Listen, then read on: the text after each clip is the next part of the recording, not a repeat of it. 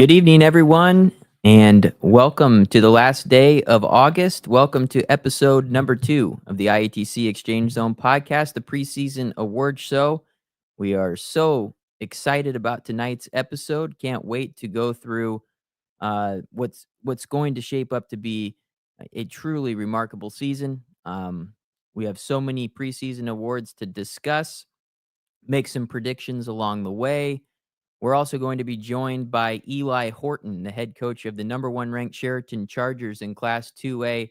Just a fun-filled night tonight, jam-packed with information. We'll also take a look back at week 1 and the results from those meets and get you ready for a really busy week 2. Kyle, 8 o'clock, we're getting some things figured out here, and Yeah. it's going to be a great show. A lot less scrambling at 7:57 tonight, No and sweat for me. none.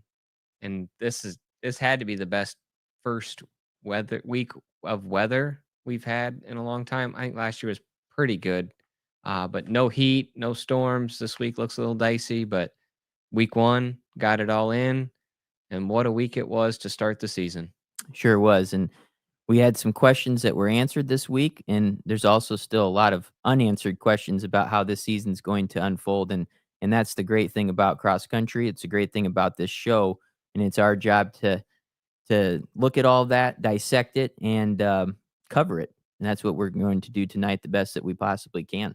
Yeah, absolutely. There was, not everybody raced team wise, not everybody for each team raced. So a lot of pieces to put those puzzles together, but that's why we have multiple weeks of the season. So going to be a good show tonight. Sure. This uniform, we didn't get any uniforms, I'm going to be honest, this week.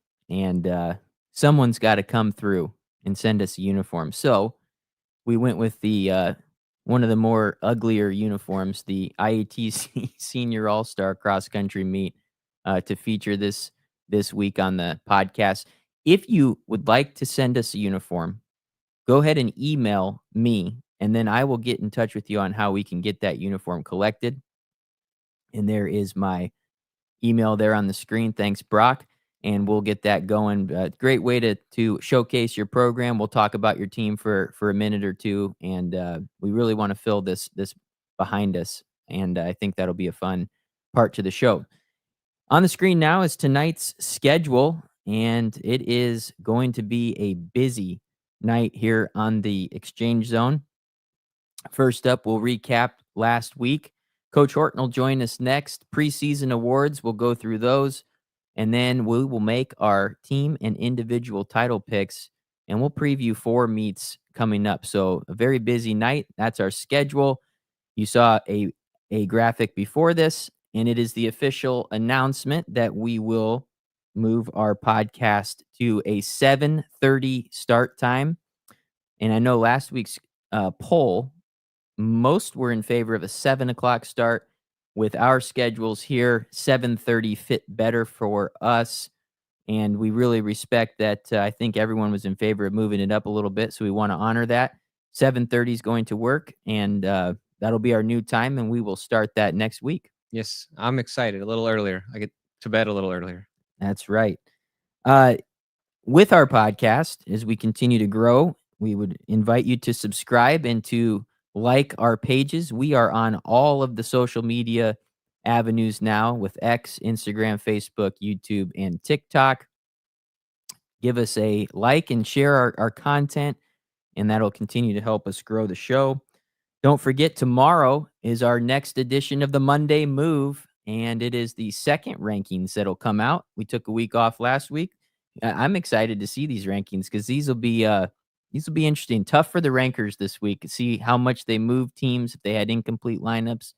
I would say don't take these too seriously here in week 2. Right. Absolutely. It's like watching your football team in week 1. Not a lot of teams look pretty week 1. Iowa State didn't look pretty in Ireland. Iowa did not look good the first half. They figured it out second half, but I agree. Do not complain or be upset or be too overjoyed with whatever comes out on Monday. Yep. And that Monday Move is the team and individual rankings, and those usually will come out between 12 and 3 p.m. every Monday. Our results are back up and running on the iatrackcoaches.org website. Thanks to Greg Blank and all the hard work, you can now access those weekly results on our new website. And then we want to invite you tonight to interact with us throughout the show. Brock, our producer, will be popping some questions in and out of the broadcast. And, hopefully you can join the chat and give us an answer, and we'll interact back with you. We're actually not going to do a poll tonight because we're going to experiment with some of this back and forth chat room, if you will, style. So that'll be fun. Yes, it will. We're a top 12 podcast in the country of running podcasts. We got to get top 10. That's right. This will take us there. Yeah, that's right. Yeah, last year, right after winter break, we were sent a notification that we were the 12th best running podcast in the country, and that's actually legit. You can Google it, and that's without doing anything in track and field. So we're hoping to grow that this year and grow those numbers and continue to climb up the charts there. So, all right, Kyle, busy week 1. Let's go over a few of the results, and then we're going to bring in Coach Horton from Chariton.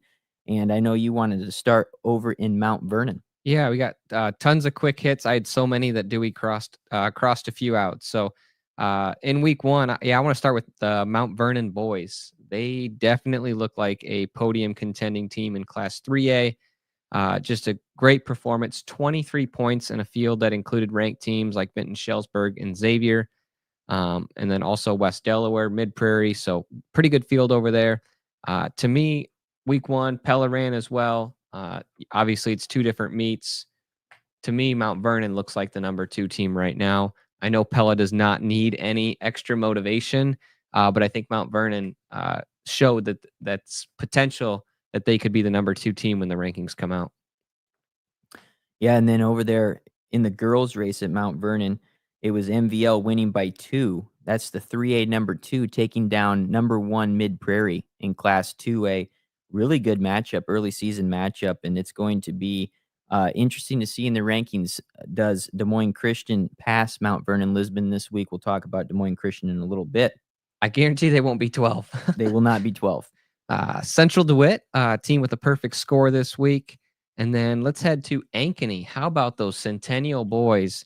Ranked 17th, taking down number 6 DCG, number 9 Norwalk, and number 11 Ankeny. What a start to the season for the Centennial boys. Cohen Mole, their number 1, finished second in the race to Teagan Kralik, but 2 great performances there individually. Yeah, I got a chance to go to this one, and Centennial on the boys' side, they passed the eye test. They were impressive from start to finish. DCG is going to be fine. They're a team that always progresses throughout the season very well towards championship part of the year, but I was very impressed with Centennial. And then on the girls' side, you had Waukee Northwest winning this one. Now, this was run in 9-10 separate from 11-12, which I'm not necessarily a big fan of anymore, especially at the large school level. You don't see that real often. I guess it's okay for the first meet. I would have liked to see them run all together just to keep consistent with every other meet. But Northwest, the winning team here, 36. Caroline Opfer, the overall champion. This is a runner that was not in the varsity lineup last year for the Wolves. Appeared to have a really good offseason, and she wins this one. And over Rebecca Flick. Keep in mind different races, but Rebecca Flick, a freshman for Centennial. We'll talk about her in a little bit. Centennial second, Norwalk third in that meet at Centennial.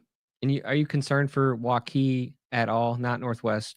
Waukee came in 4th at this one. Right. Ranked 4th. I think they're missing, Michelle McConkey not in the lineup. She's an all-state caliber runner. Very well coached with Coach Smith. So I'm not pressing the panic button yet, but I think, that's definitely something to keep track of as we continue on through the season. Right. Thinking Centennial, last question on that one. Better than number 12 currently? Yes. Okay. They're definitely, I think they're a top 8 team right now. Yep. All right. Look for that in the Monday move. Let's go to 2A. How about Waukon girls looking strong over 1A number 2 South Win? And then how about Hempstead? This is the boys, I believe, Mhm. over they are not ranked, taking down Iowa City West, number 7 Bettendorf, and number 10 Liberty, also Linmar. Hempstead's number 1, I believe, finished the race, had a very rough last quarter mile, 800. Hopefully he's okay and heat doesn't bother him the rest of the season. But Hempstead looking pretty good, probably better than that number 15 team. Any concerns for Bettendorf? No, I don't think so. I think they'll be okay. They're also a team that seemed to surge last year late, so I'm not hitting the panic on anybody yet. No, Too early. way too early. On the girls' side, though, Iowa City West, team with a lot of tradition and historic coaching there with Coach Mike Parker, they get a nice win over Liberty and number 10 Hempstead on the girls' side. Storm Lake had a nice win over MOC Floyd Valley up in Northwest Iowa. And the 3A girls, MOC Floyd Valley, I tell you what, they are better than their 9th ranking, in my opinion. Very good. Natalie Anderson, really strong runner for them. I believe she was on the deck last year. And this is a good team, MOC. Yeah, absolutely. You mentioned the Storm Lake boys beating MOC boys, but yeah, MOC girls. I think you're right that looking little bit better than that number 9 ranking. Mm-hmm. I thought the Madrid girls looked tough. We talked about them before the show. They're going to be tough up front, definitely with their top 2, but beating number 17 St. Ed's comfortably, followed by unranked Manson Northwest Webster and Newell Fonda, also all taking down number 9 Panorama. And then how about same meet, your team, East Sac. East Sac boys. We'll talk about them a little bit later. Looking very strong. One thing that really surprised me was number 7 ACGC, 13th in this meet. I think we might have both ran their JV, but I didn't take a close enough look yet. And I don't think we had ACGC necessarily as high. No. I think maybe we had them in the teens, but still, surprising result for us with ACGC, I would say. Ridgeview, team that you're high on in the 1A girls, number 20. We had them ranked higher. Both of us did coming into the year. They start off their season with a win over number 14 Cherokee, and it was a large one. And that it was kind of shows that we think they're going to have a really good year. Forest City takes down Denver by 14. Both sides had, I think, a runner out. More notably, Jesse Gomez did not run for number. What is Denver? Are they number 1? No, Chariton's 1. Denver's 2. Yep. Forest City 3. No Jesse Gomez. If he runs, this is going to be a 1 to 2 point swing, like difference in 1 or 2 points in the meet. Right. Definitely a 13 to 15 point swing. So that's going to be a fascinating matchup all year. Forest City girls and number 19 Jessup tie, but they both beat Hudson, a highly ranked 1A school. Jessup upset Cresco and Denver as well. Yeah, big day for Jessup. Yeah, good day. And they're historically so good. Coach Green at Jessup. Unranked North Polk tied Pella Christian on the boys' side, and the girls' 3A, number 10 takes down number 4 Pella Christian. So that a nice little matchup there. Newton snuck in between those two as well. Harlan over Glenwood. That was big upset this week. Big upset, 11 over 6 by 27. And then my last one here, number 19 Red Oak with a great meet. They beat Kemper Catholic and only 8 back of 4A Lewis Central, led by Emmanuel Grass. That's right. Emmanuel Grass of Red Oak. This is a really strong career, continuing to progress. It's fun watching his results come in. Mm-hmm. I'll do the next one too. And we're going to talk Johnston a little bit later, right? Or do you want to just go through it? Go through it now. At Johnston, the Bondurant for our boys had a nice showing there in a 3A top 10 matchup with Adel and Des Moines Christian. Now Des Moines Christian without 10 pass, but that would have been a nice matchup there. They would have been right in there. Probably, I think they would probably been a hair ahead of us. Here are the results on the screen. Obviously, he probably would have been first or second in the meet, so pretty easy to do the math on the points. So I definitely think Des Moines Christian would have been right up there in the mix with us. Chariton as well. We'll talk to Coach Horton a little bit.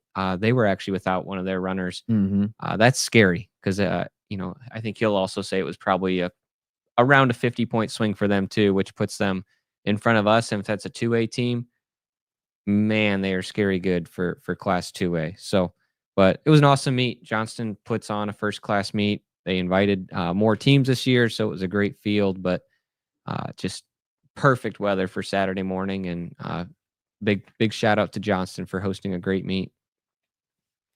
Yeah, Johnston looked good there on the boys' side, an opening 50-point in a nice meet. Another school to watch there is Earlham boys. We'll talk about them in a little bit as well. And then on the girls' side there, Kyle, at Johnston, kind of an interesting meet. Des Moines Christian almost pulls off one of the larger upsets ever. That would have been up there with the Gilbert upset of Dowling a few years ago. Now, Johnston without a couple runners, 2 or 3 girls, but I think this is more about how good Des Moines Christian looks there in Class 3A with Elise Ayrton leading the charge for the Lions. I think so too. It's pretty crazy that Johnston has that capability to, not run maybe 3 or 4 runners and still win the meet. Yes, it was only by 6 points, but you're right. That says a lot about Des Moines Christian. Again, we had them as our number 2 team coming into the season in Class 3A, and I'm sticking to that. Yes, obviously Pella is very good. Winterset ranked number 6, and they beat them by 55. I'm Yep. not very good at math, but and taking down 4As, Indianola, Martinsdale St. Mary's looked really good on the 1A girls side. 6th as a 1A school in this meet with those teams. Oberrender's really good for Martinsdale, 3rd in that race. Yes, yeah. So, all right, let's finish up here. Cedar Rapids Prairie. Man, this was a strange. This is just not typical of Prairie's meet. Right. Just a lot of question marks and missing athletes and missing teams. Yeah. So I was all over the place. This is probably the number 1 meet where it was like, okay, I'm not gonna just cross it out and move on. Pretty much. Yeah. There were still things to come out of it. Obviously, Prairie girls looking strong. Pella looks strong. Cedar Falls without Charlie Gall. But Pella 21 points in a meet with 4A schools. Get out of here. Yeah.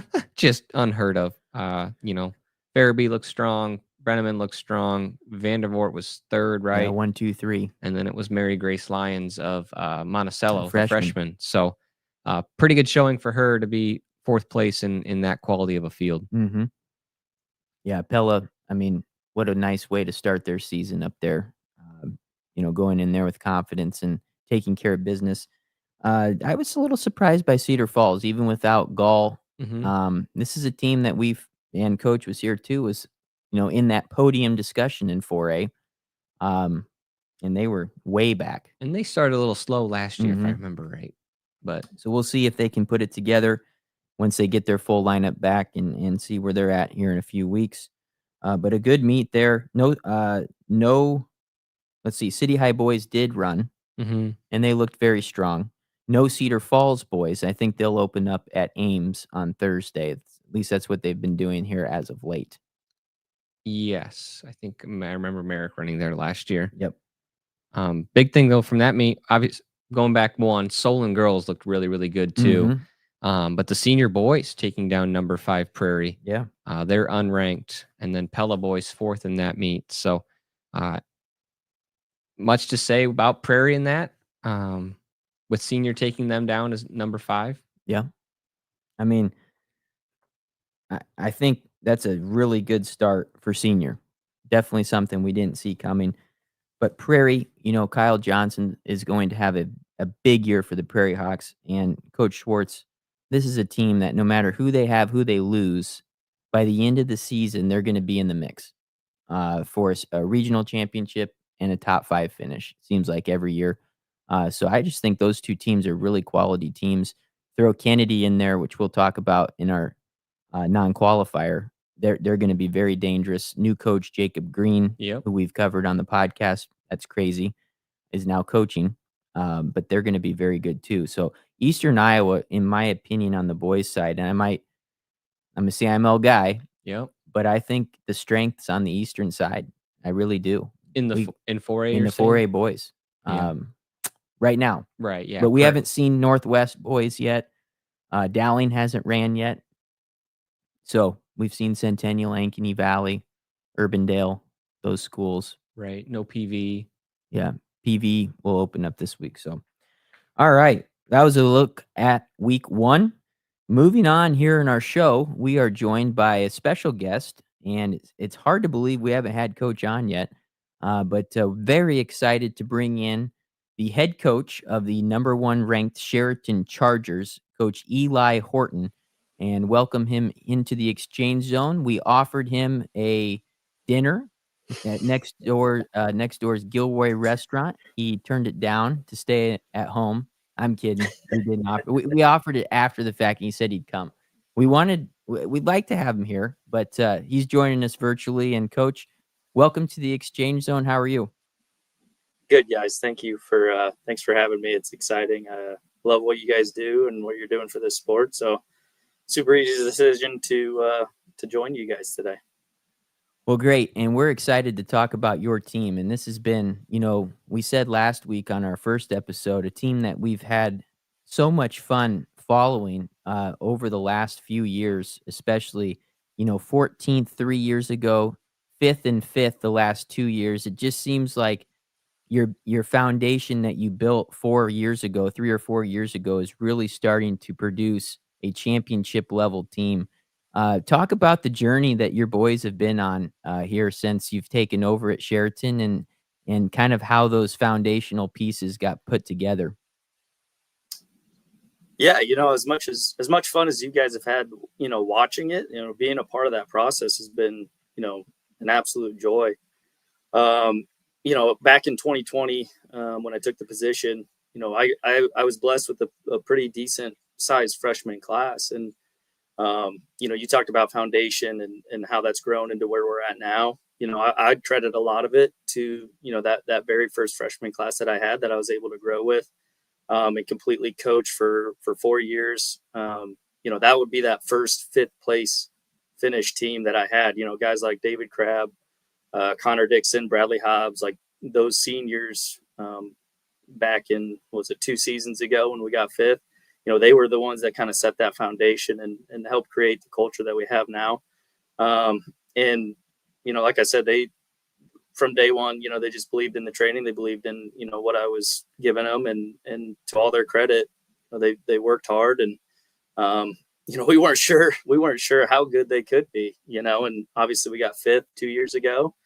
And even last year, you guys probably even knew it, we were looking for a fifth guy, and somehow we found one late in the season, and got, really lucky there. And now we're at this point where, we have a really strong group, that are motivated, that want to succeed, and that's just really special and really fun to coach. So, yeah, I mean, it's been that very first freshman class kind of laid the foundation, and, we've been progressing each year. And so it's been really fun. You obviously had a very successful career yourself, high school, college. What made you want to coach? Probably the fact that I couldn't hardly run as well as I used to. You know what I mean? I think obviously I was a pretty competitive person, high school, college, and, being a part of this sport has been just a really special thing for me. And so if I couldn't continue it myself, as far as like competing myself, I wanted to be a part of it in the way of coaching. And, I was really lucky to have some coaches that, had a really big impact on me, Coach Owens at Southeast Polk, who's still there, and, Coach Dunham at Central. They had big impacts on my life. And so I figured, what way to give back to the sport than to be a coach myself. Awesome. And you guys had a great opening meet over at Johnston. I got to talk to you afterwards, but what were your takeaways from your team from this meet? Obviously, bigger schools, yes, a few 1A schools, but what do you take out of what you saw on Saturday? Specifically for my team, I thought we ran well. I knew through 4 guys we were going to be really competitive. Running without one of our top guy, who actually was pretty much our number one to finish the season last year. We didn't have him there this weekend, so we took a big hit there. We still need to develop kind of our back end. I was really happy with the results, though. The three people are number 5, 6, and 7.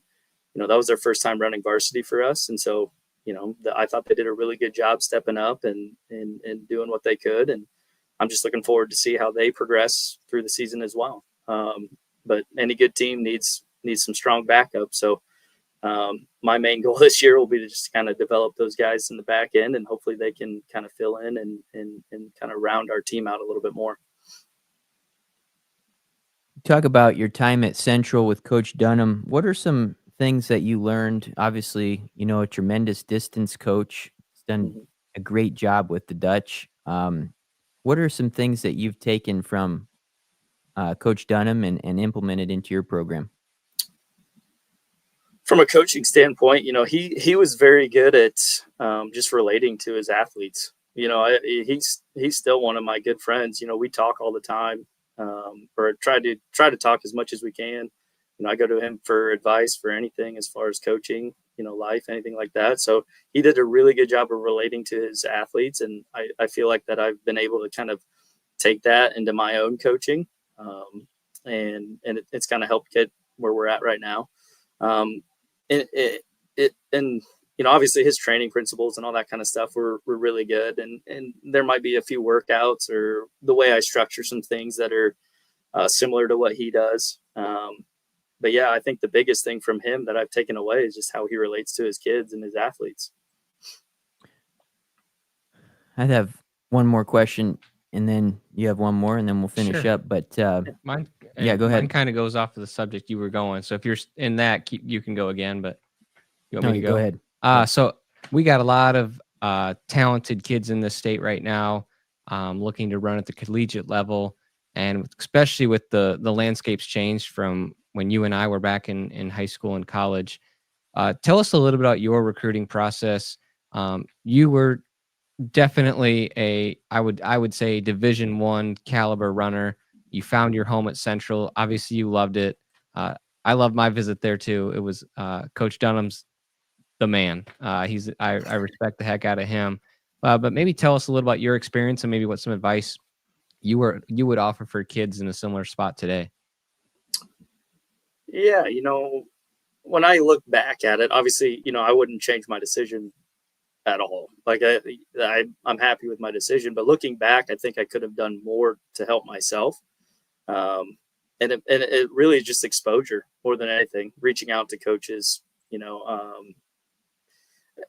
I think I got into a point where I was waiting for people to recruit me. I think that's how I thought it was, like, oh, if I'm good enough, people will come find me, and it's fine. And I probably missed out on maybe a few opportunities or a few other coaches that probably would have been happy to talk to me because I didn't reach out, and so I think my biggest thing for anybody that is looking to run collegiately is to expose yourself to these coaches, like reach out, get to know them, figure out what's best for you, figure out, what coach you relate to best. Like I said, Coach Dunham, regardless of anything, that I maybe missed out on or didn't do in my recruiting process, he was really good at making me feel wanted and making me feel like, hey, I want to run for you. So, but yeah, I think just it was more on my end, not doing enough. So I think there's a lot of kids that need to do a little bit more than what you think,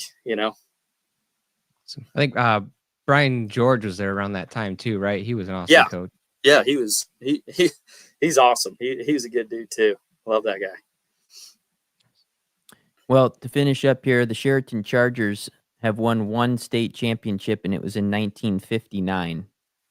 Your team comes in ranked number 1 in Class 2A. From a coaching standpoint, how much time or energy, if any, do you guys spend on that stat right there? And are you more of that as a motivator, or are you just a day-to-day take care of what we can do type of guy? I think it's a little bit of both. I don't find a problem with saying, hey, like, we're going to go do this. Like, I think you need to have a goal or a vision in mind, and I think that's what helps the process go. I mean, you can't just be like, oh, let's let's just see where this takes us. You know, I think we've done that in the last couple of years, and where did it get us? 5th place. So I can tell you right now, we're focusing on being on the podium. You know, I'm not much of a gambler, but I'm going all in on red this year. That's great. All right. Well, hey, we're really enjoying watching your program, and it's just been so much fun, and I mean that seriously, because you know, it's what led you to Chariton? Funny Nothing. story. Yeah. Yeah, no, you know, after I graduated college, I met a girl, I married her, and you know, and she was kind of stationed, or I guess placed in Centerville, which is just about Mhm. 45 minutes southeast from Chariton. And then her sister actually lives in Chariton, and a position opened up for us to move, or for me to take. You know, I teach K5 PE, and so a Mhm. position opened up in that town, and I took it. And you know, it just so happened that a cross country position was open as well, and so I was awarded that. And you know, now we're here, and so super blessed. You know, I can't thank my AD enough for allowing me to coach here. It's been like I said, a really fun journey for me. Just kind of getting with these guys and kind of building something special. That's awesome. Well, Lucas Anderson says absolute boss of a coach. There There it it is is. right there. That's great. Yeah, I mean, you can tell. I've seen you guys run a couple times. Your program, you run it with class. You guys look like all every bit of a top program in Iowa. In the way the kids carry themselves, it's very impressive. So we will Appreciate it. follow along, Coach, this year, and best of luck to the Chargers. And have a great second week here of the season. Appreciate it, guys. Thanks for having me on. Like I said, I love everything that you guys are doing for this sport. I wish this was something that was around when I was in high school, because it would have been really cool to watch and be a part of. And so you guys are doing an awesome job. I appreciate it. Thanks. All right. Good luck. Thank Okay. Great interview. Just a fantastic coach. I've been saying it before they became. I mean, I remember when he got hired. I think we talked about they were gonna be there. You knew him, you know, and I've known him from his time at Central a little bit. But our prediction was correct. Oh yeah, without question. You know, and especially like he talked about some of the mentors he had. Mm-hmm. Um, you know, I didn't even go to Central. Central was a rival, and I have so much respect for Coach Dunham, and I still talk to him at meets from time to time. And you know, when you have people like that in your life that just make you fall in love with the sport and make you want to make a career out of it, it's incredible what people can do. And you know, kids, you got to build those relationships with kids. Like kids know when it's not real. And you can tell these kids, obviously in the chat, have so much respect for their coach, and it's a big reason why they are currently ranked #1 team in Class 2A. All right, let's get to the preseason awards show. That's what this episode is titled. And if you noticed on social media yesterday, we posted a preview of what we're going to discuss today. We might flash a few questions up here throughout this part, have some fun, and let's get started with the first one. And I think it's yours, Kyle. The youngsters on the board, the Fab freshmen. Let's start it. And if at this time, if you obviously there's names on the boards, if Yeah. there's someone we don't know about that's gonna surprise all of us this year, go ahead and put that in the chat. But let's start it off with Luke McCormick on the boys' side, Des Moines Christian. He was the junior high state champ last year. Coming in, I believe he was a sub 11, 3,200 kid, which is very impressive for a 8th grader. This week he opened up at Johnston, finished in the top 20, got a medal, sub 17 in his first meet as a freshman. Great opener for Des Moines Christian. They're going to need him this year. They're relying on a lot of freshmen. Luke's leading the way as that freshman class, but he's keeping Des Moines Christian right in the mix for that podium spot with how much they lost last year too. Mm-hmm. How about we'll stick to the boys? Jeremy Gall of Cedar Falls. We know the name with Charlie Mm-hmm. in the 4A girls. Just also, like Des Moines Christian, he could be a big piece to Cedar Falls. Now, Cedar Falls has tons of kids. I would say it's a lot harder to make the lineup as a freshman, especially as the number 1 ranked team in Class 4A.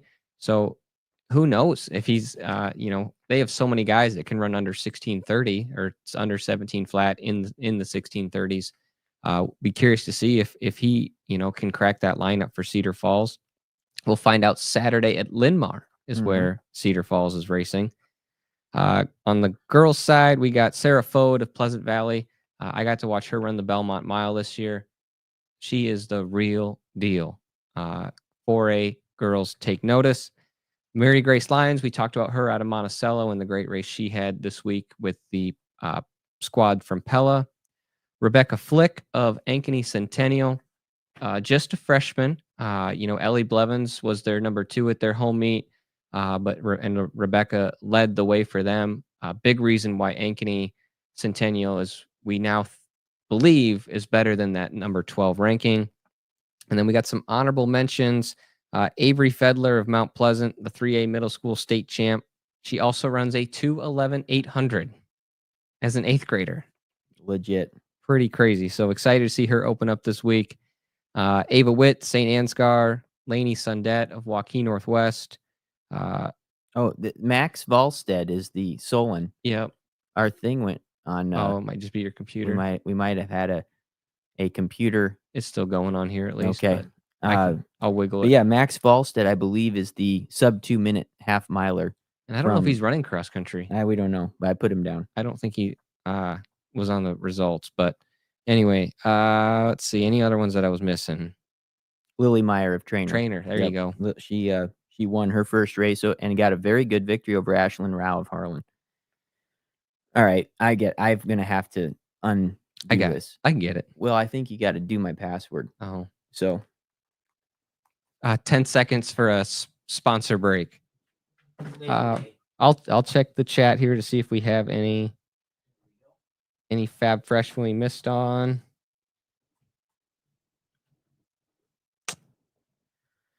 All right, moving on to the Super Sophomore Boys. Nothing in there, but we do have a multi-sport edition for when we get to that. Great. By the way, every time my mom told me that last episode, and she must watch, I was touching my face. So I feel like my hands are glued to my side. I'm really trying to make a conscious effort but I just did it right there. Yep. Got to keep my hands down. I have my mom watch and critique me. Super Soft Boys. These are some good ones here. We'll start with Hugh Conway on the screen, left to right, 4:26 in the mile, 5th in Class 1A, 9:50 in the 2 mile, and a 17:06 PR in the 5K, which he shattered in their first meet this year. What are you laughing about? Quentin just says, "Don't touch your face." All right. Thanks, Quentin. Gutema, Sioux City North, the real deal here. What a freshman season he had for the North Stars. 155 as a freshman, 4:18, 9:48 for the 3200, and a 15:33 PR, and a 7th place finish as a freshman. That is one of the highest freshman finishes in recent state meet history of any class for Kuma. Haven Veers out of Tri Center. This is a talented young man, 4:30. 9:58 and 16:53 and a 23rd place finish for Tri Center's Haven Weers. And then rounding out this group is, of course, Jesse Gomez out of Denver. Great freshman year, 157, a 4x8 state championship for the Cyclones. And he was 7th, another top 10 finish there as a freshman in Class 1A, or 2A, with 16:19 is his best time. So those are the 4 on the screen, honorable mentions, and these are some good ones, honorable mentions. How about Jake Robidoux of Indianola? And, a kind of up and down season for Jake last year in both cross and track, but he had some stellar highlights, starting with a 15:43 PR in cross country. State meet didn't go probably the way he wanted, but that's normal for freshmen. And then how about a 9:36 effort in the 3200 as a freshman for the Indianola Indian. And then Evan Lilly out of Lewis Central. We saw some flashes of brilliance last year for Evan. 15:36 a PR for him. So you got 2 guys there in the mid-15s as freshmen. I think he'll have a great year for Lewis Central. Go to the girls. Wow. Super softs. And if you have some people like, they had an okay freshman year, good freshman year. This kid had a great summer. Look out for them in 2025. Put them in the chat, and we'll throw them out. Super sophomore girls. Let's bring up the graphic here. We'll start with the state champ Charlie Gall of Cedar Falls, 215 in the 8, 429 1500 to be a state champ, 944 3K for the Drake Championship. Third in Class 4A cross country last year with a 1735. Just unreal numbers. I know she didn't open this week, but excited to see her open up Terrific soon. freshman year. Incredible. You talked about, it's not often you see freshmen, that high, like Kuma on the boys' side. Ella Jones, Waukee Northwest. She's got a 1039 and an 1841 PR. She was 17th in Class 4A. We think she is due for a breakout sophomore year. Jolie Sullivan, I think we talked about her quite a bit last year. She's got that 437 and 1012 in the 1500 and the 3K. 1843 PR for 19th in Class 4A last year. I think she's going to dip well under that this year.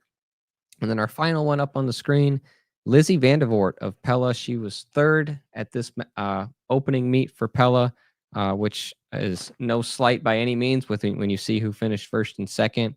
But another girl with good range, 217 in the 8, all the way up to 1905 for a third place finish at the state meet last year. And then this is one of those, another one with, I would say, good range. Her brother runs down at Arkansas. Pretty cool when you make the Arkansas 4x4. Mm-hmm. But this is Kate Tomljanovich of Cedar Falls. We got 2 super sophomores from Cedar Falls. Again, 214 and a 1910, just as freshmen. Excited to see what she'll do, to see if she can help the Tigers potentially pull off a Johnston upset. Mm-hmm. Yeah, that's a good group there. Solid times. And just a plug here, I'm not sure if that's actually Lizzie Vandervoort's picture. I just trying to find something on Google. So if it's completely someone else, I apologize. No one said anything, so I think it might be her, but it said it was her. I'm bad with I either know faces or names. I'm really bad with both. Let's go to the breakout star of the year for the girls. And I'm going to start with left to right again. Elise Erzin of Des Moines Christian. A great year for her last year. Didn't finish the way she probably wanted to in cross country, not finishing out at the state meet. But she's back, and boy, did she get a great start to her season, winning the Johnston opener on Saturday morning. This is a 217 half-mile speed, 447 in the 15, and she looks to be someone that is going to be here for a while too. Just a sophomore, could have been in the super sophomores as well. Yeah, I've been cool to see, more of the Johnston crew in her race and what that would have been. I got a message a couple weeks ago that said, look out for her this year. And that person was not wrong. What an opener. McKenna Badetsky of Ankeny on the far right there on the screen. Got to see her run quite a bit in track and field this year for the Hawkettes. 214 and 436. Her 8 and 1500 times. 21st last year in cross country. I think she's going to have a big senior year for Ankeny. She also did not open up the season yet this past week at Centennial. Emma Chesterman of Dubuque Senior. They always have someone in the mix every year. All the time. And I think this is the year that Chesterman's going to put her name in that hat and compete for the 4A girls title. She was 10th last year, Kyle. A really sneaky good year for Chesterman. 1826 PR. She had a fantastic track and field season. Some people might not know this, but she's a 214 half miler with that range, 446 in the 1500. This is one of those, you talk about Iowa's top recruits. This is one that I think is a steal for colleges right there. There you go. Same with Medetsky, both of them as seniors this year. Evelyn Moeller. Get used to this name if you haven't heard it already, from Mount Vernon. Huge track year last year for Mount Vernon. Runner-up in the 3A 800, 213. Runner-up in the 15 at 438. She was an 18:59 PR in cross country. She is going to have a great year, and I think she opened up in cross country. I think she won. Did she win over there at the home meet? Yeah, I think so. She won at the home meet. Tremendous range. This is a girl who's extremely talented, and she'll be fun to follow. And then a new addition to the cross country world, but one of the top half milers in the state from Bondurant Farrar, Brindley Strickland. This is a name to keep your eye on as the season goes on for the Blue Jays. Is the Blue Jays for the girls too, or do you Yep. like the Jayettes or something? Blue Jays. Okay. Yeah, she's But I've seen her run a 400, 57, 58 second quarter miler, 800. This cross country will add some range and only help her. right. And we talk all the time about, the jump from junior high to high school from the 2 mile to the 5K. Big jump, She's especially in the heat. right. She's only done 800s and Mhm. maybe a 1500 or two. So I'm excited to see what she can do with some more 5Ks under her belt. Let's do the boys' breakout stars. Let's roll. Let's start with Mr. AJ Wiley of Bettendorf. Man, East Side again representing. Had a great season last year for Bettendorf. He's the reason why Bettendorf is ranked number 7 in 4A. We know they didn't have the greatest first meet from what we could see, but Bettendorf has really been on the rise the last couple of years, just slowly continuing to build. And AJ Wiley is a reason why.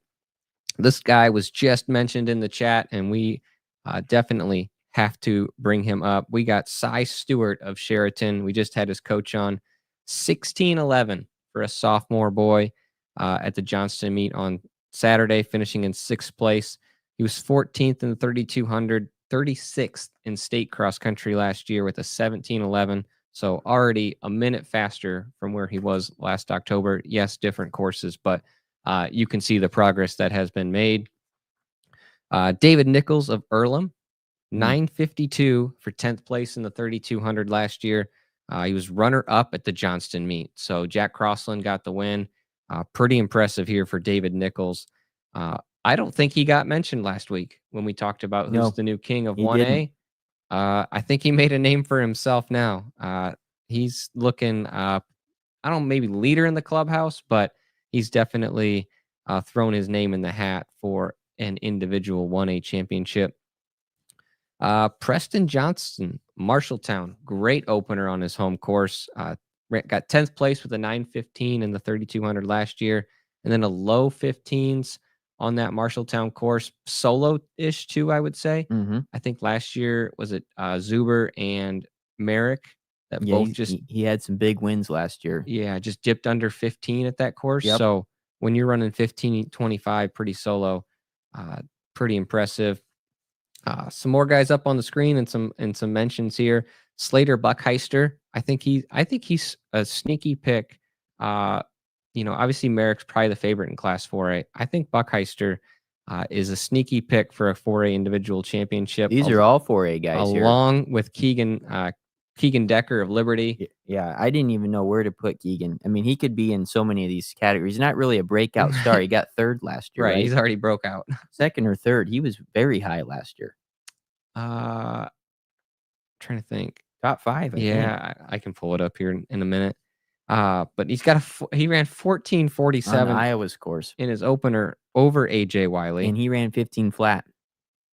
It's going to be a tremendous 4A race. It will. And Tegan Krillick of Norwalk. I got to see him run the other day as well at Centennial. And he was the name thrown out for the multi-sport star in the chat. Oh, really? Goes to state soccer every year for Norwalk.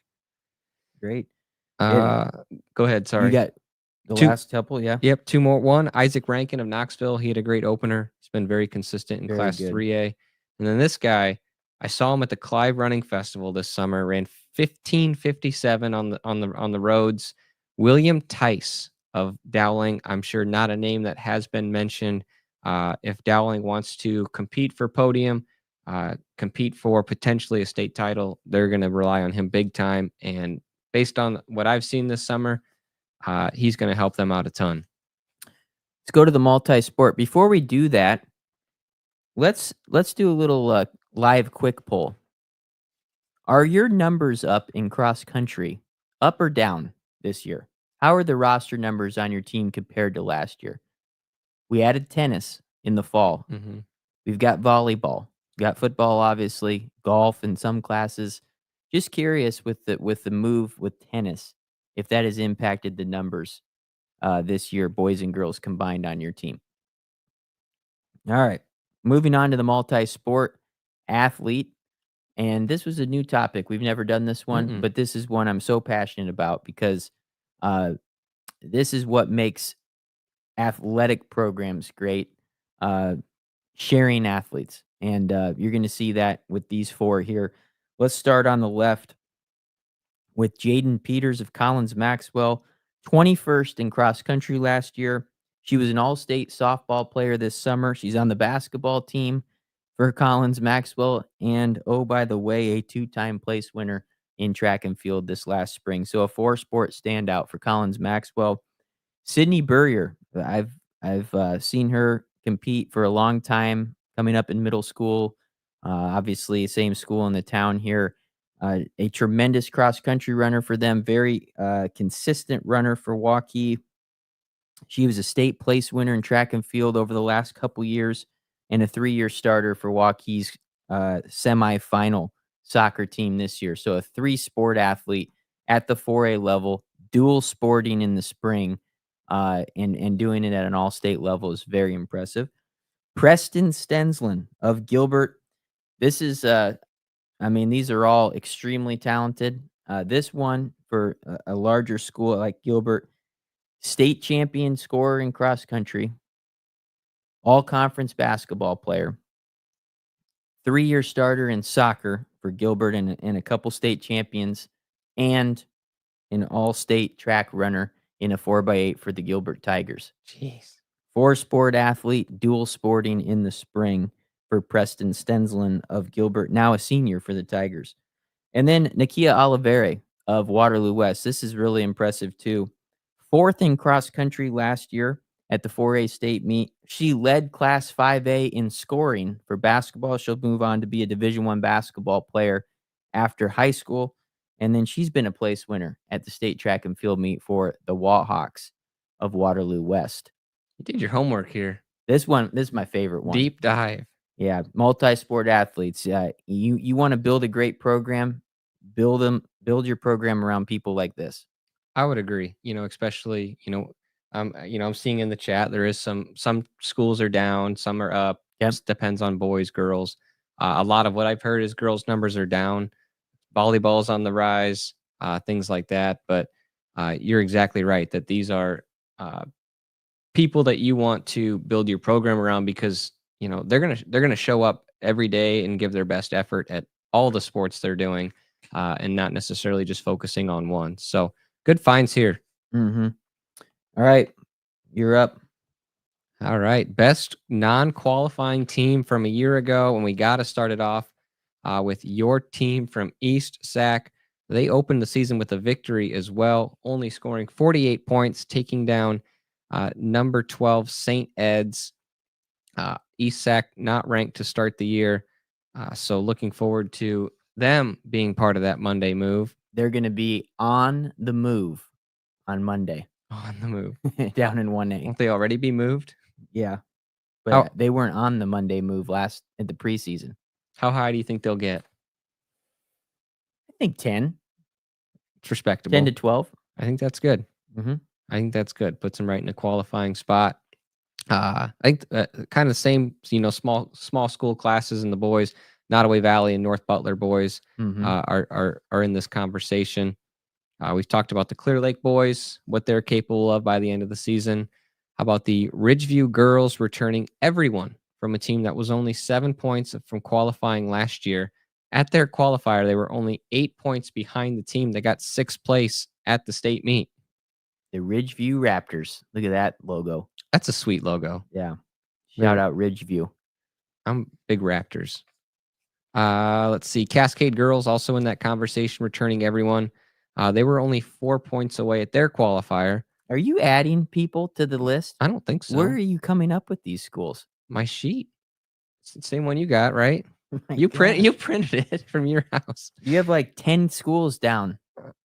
I don't know. We still got more to go. We do. Okay. There's so many good ones. Yeah, there are. It's going to be the year for the non-qualifiers. We'll have to narrow it down to 4 for the poll, but Cascade girls, they were only 4 points away from Southwind, who was 4th at the state meet last year. We talk about Boone all the time. We're waiting for their debut.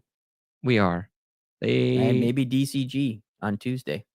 I think you're right. I can't remember this week. Or Webster City. Yeah. One of those One two, of maybe. those two. Yep.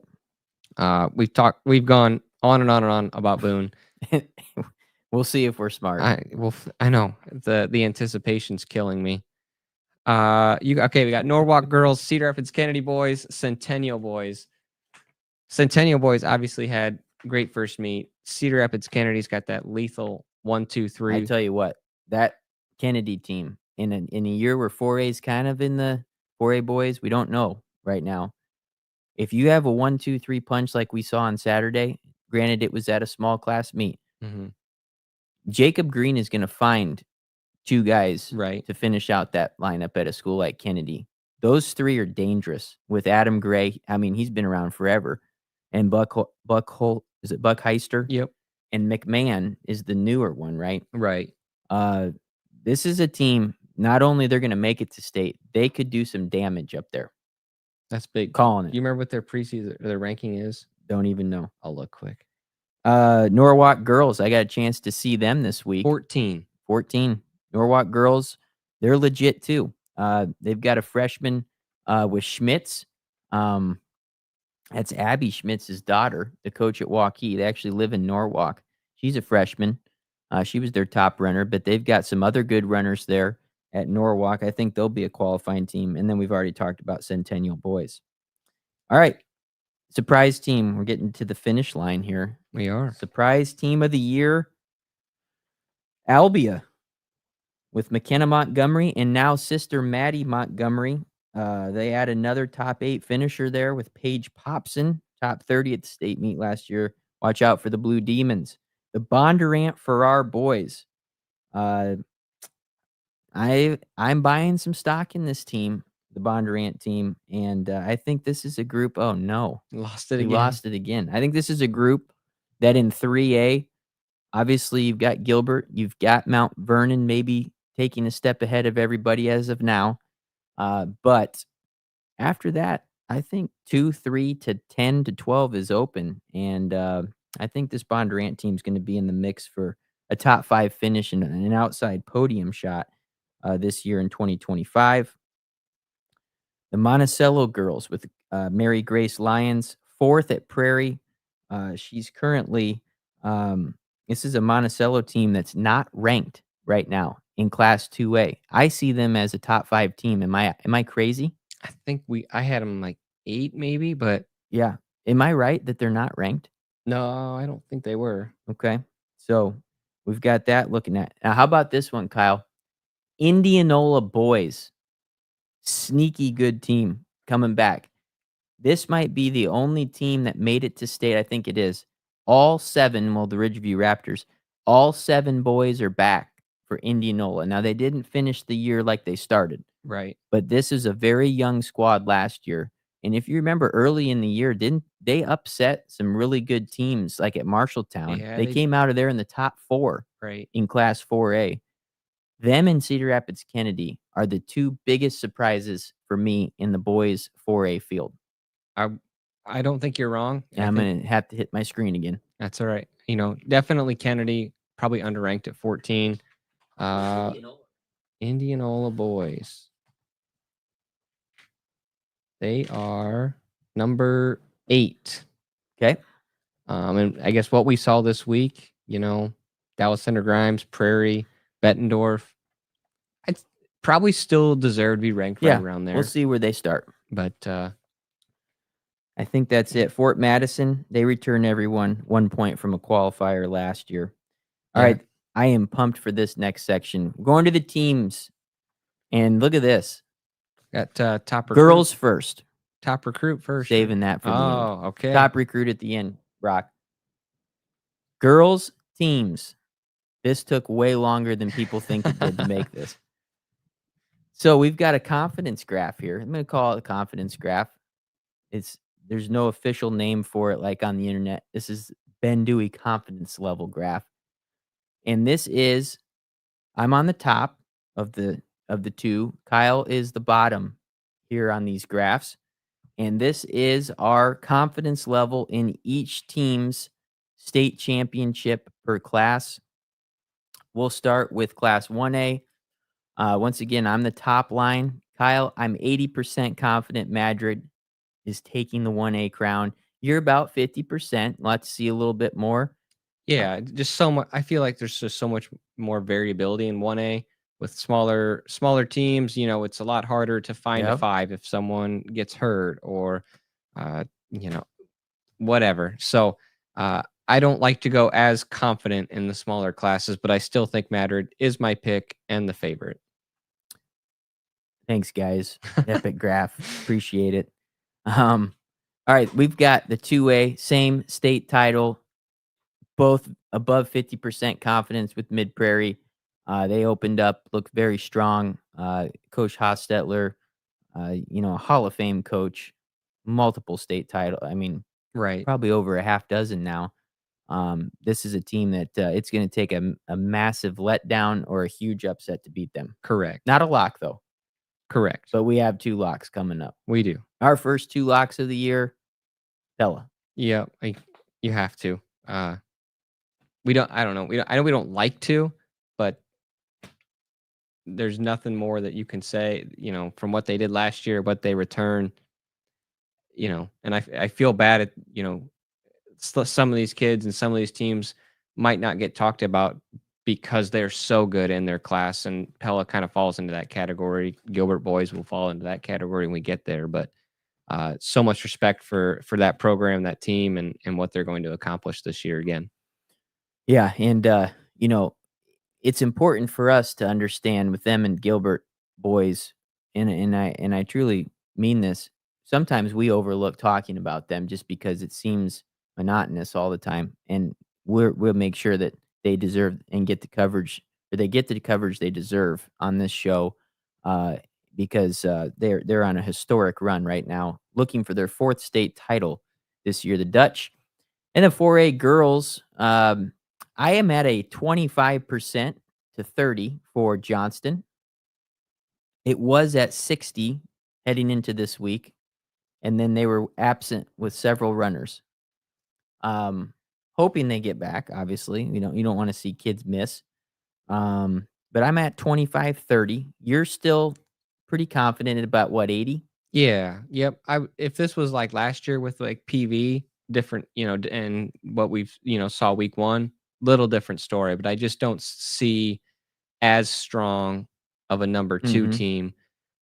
That there's still a chance for these teams, even full strength. There's a chance for these teams to beat Johnston, but I still feel very confident by end of October, Johnston will be fine and still be the heavy favorites. And they will be running at Pleasant Valley this week for their hopefully see more of their team together. Yep. Let's go over to the boys. Starting down in 1A, we have a couple differences here. Starting in 1A, I am a 30. It's about 20%. There's no specific number, by the way. It's just a ballpark estimate. 20% for the Earlham Cardinals to pull the upset and end the three-peat chance for the Lake Mills Bulldogs. You still like Lake Mills up at 70. So Yeah. drastic difference here. Yeah, both very strong teams. Earlham had a great opener.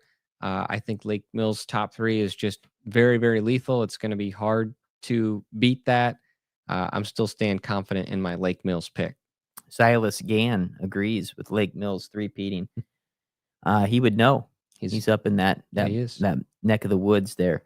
In Class 2A, Chariton, both of us. I'm at 50. You're at 60. I think I was 40 before the Johnston meet, and then I saw them also missing a runner, and not a lock by any means. Denver obviously didn't have Jesse Gomez. Forest City, I think, was without a runner too. But to me, after this opening week, Chariton looks like the favorite, and I'll go a little bit more than you. Okay. Yeah, and you know what? I want to see more from Denver and Forest City. And we should do this at the middle of the year. Yeah. That'd be fun. All right, 3A, we've got them locked up. The Gilbert Tigers. I think this is going to be their best team that they've had. Man, I think they lost their forerunner from last year. Mm-hmm. They went 4, 5, 6 at the state meet. All those guys are back, but Yep. so are the guys that went 1, 2, 3. Yep. I think we talked last week about that over/under with 33 points. Man, I'm not saying they're going to get under 30. I think this is their best team. okay, They could still have their best team and score 35 points. gotcha. Then maybe the field got better. True. Man, they've had good teams. It's hard to I compare. like this freshman class coming in Yeah. for Gilbert. So, all right. So they're locking them up, and we will see them this week as well, I believe. Don't they go to Webster City? They're at Pella on Pella. Saturday. I think Pella they on might Saturday. double this week Okay. with Webster City and years past. Yeah. Webster City and Pella. In the 4A race, this one's wild. This is going to be interesting. And this one we might not know until it's ran in Fort Dodge. I'm going to stick with the defending champ, Cedar Falls. My confidence level's very low. Nothing against them. I'm still picking them. It's just 10%. Is this probably the most open 4A's been going into a season? Last year it was pretty open too, I guess. The last 2 years. It's different. Like last year, we knew Cedar Falls and Dowling were pretty much on a collision course. Right. And they were very good. This year, we don't. I mean, they're all going to be good. It's 4A. We don't know who's going to be good. That's the difference. Who's going to be good? Who's going to be great? Who's going to be great? Yeah. I mean, who's going to be that team? We have Right. no idea. Last year, we knew it was Cedar Falls and Dowling. In years past, we've known it's Dowling and someone else. This year, even Dowling, we don't know. Yeah. But you're obviously, going with them. They're at 40%.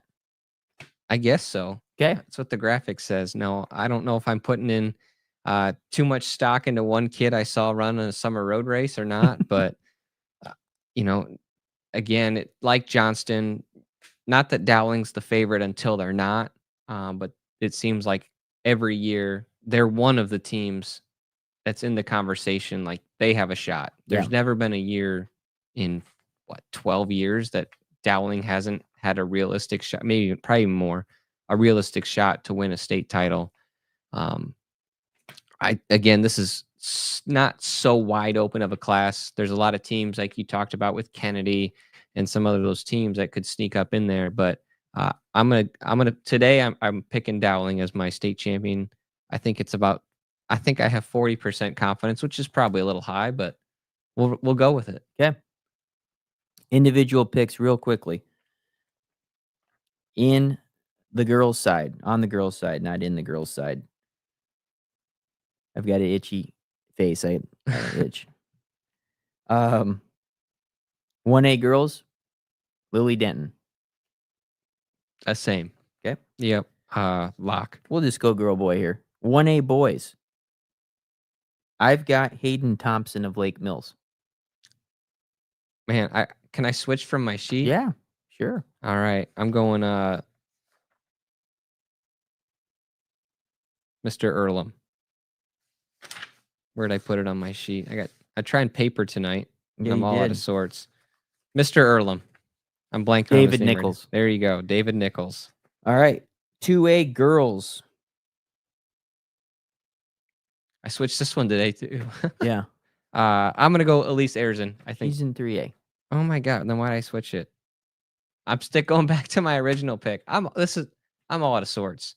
I was telling my neighbor today. The kid's not even here yet, and I feel like I'm a step behind. Like I'm always like a step ahead. I feel not anymore. I'm losing it. I'll go Mary Grace Lyons, Monticello. The freshman. I think that's a good pick. I'm gonna go with the veteran Laura Streck. You even called me today, and you texted me about whatever. Okay, Laura Streck of Van Meter. It's a name we haven't talked about. She had a terrific track and field season. Top returner too. Top returner in 2A for the Van Meter Bulldogs. I'm going to go with her. Good pick. 2A boys.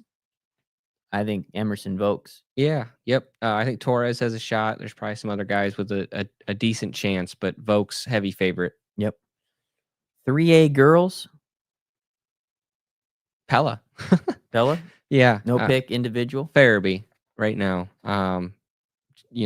obviously didn't have the track season that we all probably anticipated. Had a solid opener. You have no idea if she was, whoever was there might have saw her, what effort she gave and how all that went. But like we just talked about with Dowling, Johnston, you can't pick against Marissa Farabee. Yeah, I'm gonna go with her. I'm gonna go with Farabee. 3A boys. I don't know. This one's pretty up and there's so many good dudes in this class. Yeah. We've hit it on it 100 times. How good Dunham and 10 Pass and so many of these guys are. Logan Blake, he's another one along with his teammates that Yep. Squires. they're fourth, fifth, and sixth last year, and there's just so many talented kids in Class 3A. I saw Tony just mentioned it too, but you'd be a fool not to pick Quentin Nauman in this race. I agree. I'm going Nauman. 4A girls. Lead the way. I'm going to go with the defending champion, Piper Messerly. Ooh, good pick. Yep. Great track season too. Yeah, the way I think her ceiling is really high too. I mean, it would not surprise me if she is the top runner in cross country in all classes this year. Hopefully we get to see that. Mm-hmm. I'm going crazy dark horse here. I picked the freshman in Class 2A with Monticello's, Mary Grace Lyons. I'm going to do it again in Class 4A. I'm going Sarah Fode of Pleasant Valley. Never seen her race a 5K. She's probably ran the Bix a few times, but I'm going to go freshman in Class 4A.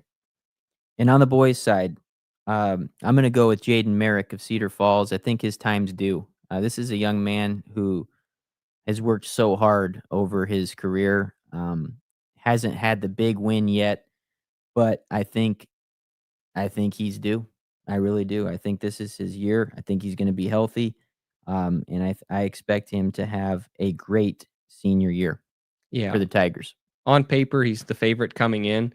Again, I don't know why I want to be different in this race in Class 4A. I should just stick to what the paper tells me. I'm going to go the field. I think it's either going to be Buckheister or Decker. It's telling me today to pick one. It's tough. I'll probably go Decker of Liberty. Great pick. Tough one. That's going to be a better race than I think people anticipate. It's going to be a log jam at the front too. There's in that 4A field. There's going to be multiple people up there until the last 800 meters. I think so too. All right, last graphic. The top overall recruit, and this right here, Kyle, is a historic graphic. We won't. I shouldn't say we won't. We will someday. I'm not sure how many years. We have never, and we won't see this for a long time, in my opinion, in the distance running aspect of the state of Iowa's running. Iowa's top recruits. And let's start with Lily Denton. She's the reigning 1A champ, 3K 942, 1500 430, and a 212 800. And by the way, her first race, she almost went under 17 minutes the other day, a low 17-minute time. Unreal. She's legit. And she's a Power 4 recruit, in my opinion. I don't know if she's signed anywhere. I haven't seen that. I haven't seen it yet either. All of these kids, in my opinion, are Power 4 runners. Without question. And several of them have signed already. Marissa Farabee of Pella. Obviously, she signed with Arkansas. A 3A back-to-back champ, yes. Is it all it's all verbal, right? Until July? Sorry, I said sign. Verbally. Yep. Committed to Arkansas. Thank you. 3A back-to-back champ in cross, the 3K champ as well. An All-American in the outdoor national, Nike National Cross Country or Foot Locker. One of those is going away, by the way. Foot Locker's going away. Just a tremendous talent and a great career so far. Quentin Nauman of West Dubuque, Epworth, West Dubuque, 149, 357, 852. I bet he's got a bullseye on that 852 next year. That's going to be fun to watch, see if he can bring that 3A all-time record down. But just a great track and field season, an 8-time state champion in track and field, and the reigning 3A cross-country champion, and he's committed verbally to Oregon. Caleb Tenpass, just a tremendous talent, 151, 403. And, something I realize here, Kyle, in cross country, in his 3 years of cross country, 2nd, 7th, and 3rd at the state meet for a guy that's got almost sub 150 speed. Right. Just a tremendous talent. He's going to sign with a really good program too. I know he's out with the visits Yeah, now. he You put out said, his top 6.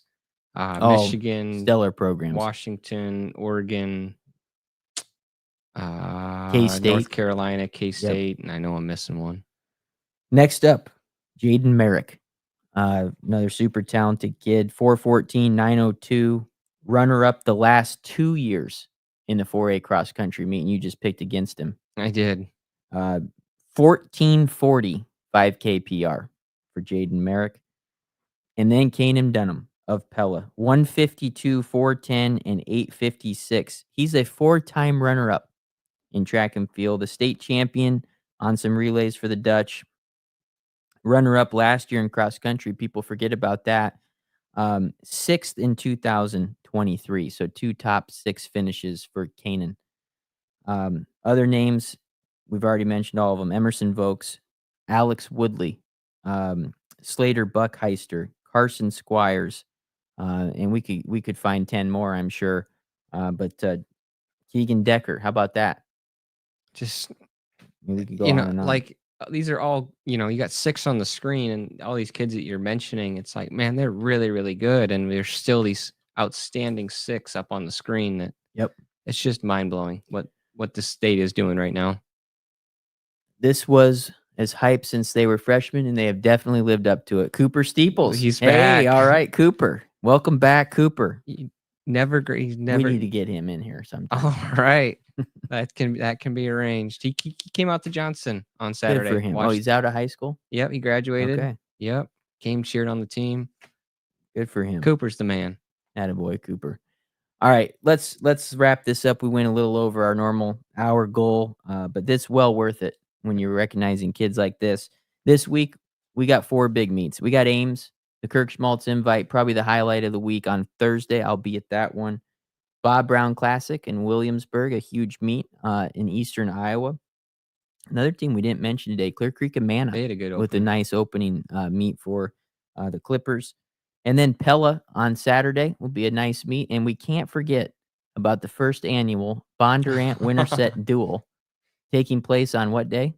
Thursday, September 4th. So, yeah. Might be the only dual meet since we've ever started this show. Us and Winterset. Gilbert's bringing their junior high, so there's 3 in the junior high. I tell you, if there's weather issues Tuesday, you get rained out, you want to meet Thursday, email me and we'll get you in on Thursday.